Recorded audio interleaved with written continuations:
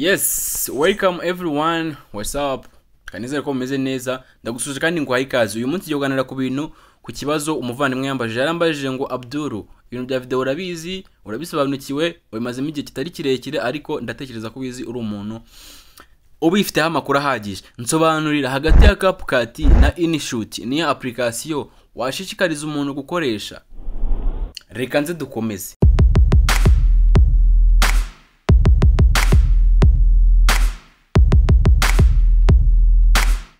Tuzagiye kure rero, reka dukomeze dusubize ikibazo uyu muvandimwe wacu yatubajije. Yarambajije ngo Abdul, hagati ya CapCut na InShoot izi application zose uko zizi, ni application washishikariza umuntu ukora content gukomeza gukoresha? Guys, reka mbasobanurire rero. CapCut ni application nziza cyane pe. Ni application nziza cyane rwose kubera ko ifite ibintu byinshi byiza, yoroshya ibintu byose mu editinga, ariko ikibazo cyane ni kimwe. Kuriya ushobora nko gufata ibintu by'abantu bakora content ziyongeza bafite amahirwe menshi, sous-titre bazikora byoroshye, sibyo? Color correction hari uburyo bafite bwa automatic. Mbese ukuntu bakora content zihuse bashaka kwihutisha ibintu byabo, CapCut ni application nziza, ariko witonde.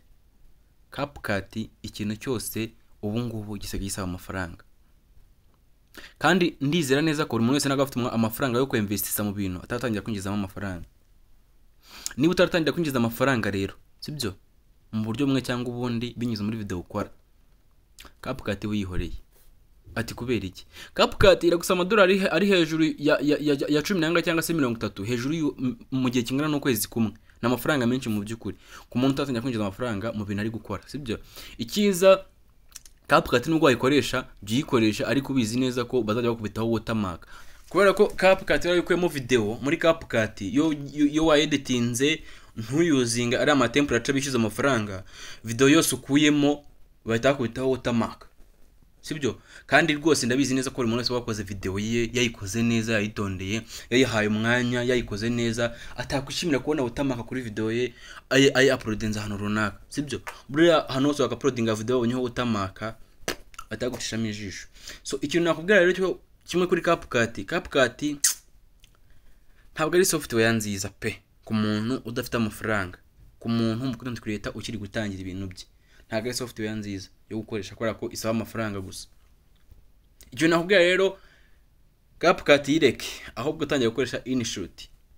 InShoot ni application ntoya yoroshya ubuzima, ibintu byose ni ubuntu. InShoot ibintu byose ni ubuntu, ndayigukundishije.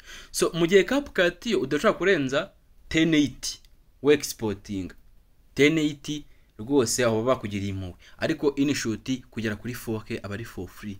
Urumva InShoot ikindi uri ufite amasawundi ama instrumental y'ubuntu, mu gihe CapCut nyinshi zibara amafaranga iyo zikoresha bakwa copyright.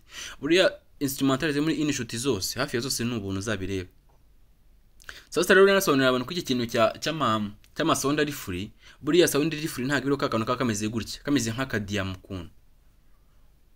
Software yose uzajyamo cyangwa se application yose uzajyamo byo ushakamo sound, ukabona sound cyangwa se instrumental cyangwa se instrumental ugiye gukoresha iriho kakano kameze nk'akadiam gutya, iri ibare copyright yiruka. Uzajya ufata iriya itari ikintu na kimwe. Ikindi rero kiza cya InShoot, kwetinga biroroha, ko exportinga biroroha, ikindi ntabwo igira ama ad menshi. Ikindi rero kuyikoresha iroroshye kuyikoresha, ntabwo igoye, ntabwo ifite ibintu byinshi. Ikindi niriya InShoot irusha CapCut nuko nyine yo nta muntu kwishyuza.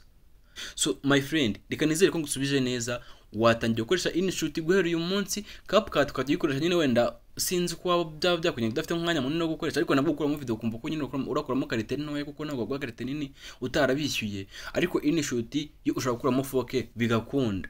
So rero reka man nkubwize ukuri, niba ukora video utaratangira kwinjiza amafaranga mu buryo binyuze muri izo video ukora, koresha InShoot, sibyo? Koresha InShoot. Ikindi InShoot itagukundiye neza wakoresha VN app, n'utu application dutoya dukora neza kandi dushyuza amafaranga na makeya. CapCut rero ubu yabaye yaba boss sinkubeshye, bisaba amafaranga gusa. So guys, thank you for watching my video. Reka nkubwire ngo wakoze, Imana ikumene mu cyane mukurikira video yanjye kugeza ahangaha. Nuko hari icyo wenda nakwigisha cyangwa se nagufashije, cyangwa se ubonye hari icyo nagufasha, ubonye hari icyo nagufashije wama subscribe kugira ngo uzongere kubona izindi video zanjye. Ikindi ndagusaba gukora like, ugatera na comment kugira ngo nzabashe kubona ikibazo cyawe nawe ubutaha tuzakiganireho. Ciao ciao, God bless you my friend, hasta la vista.